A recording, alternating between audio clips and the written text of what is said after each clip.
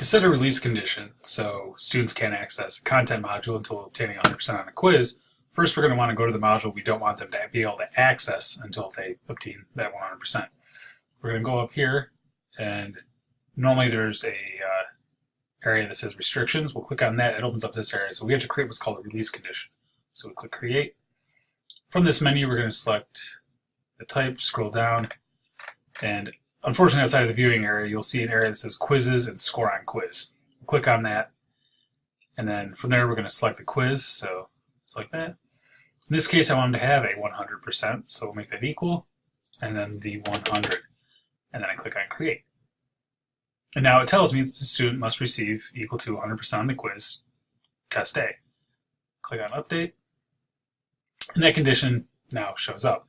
Now from the other end of this, we need to go into the quiz, and I go into my test A and edit it.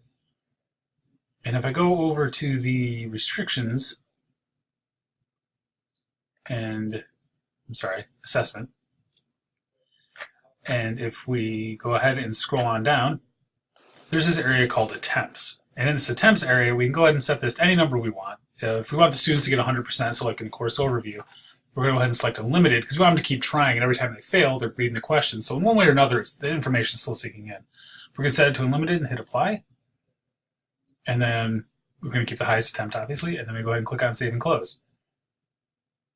So what we've done now is we set it up so the quiz they can keep taking and taking until they get that 100%. At the moment they hit that 100%, they'll actually be able to see that content module that we've locked out because that's necessary. Until that time, they cannot see that content module, though.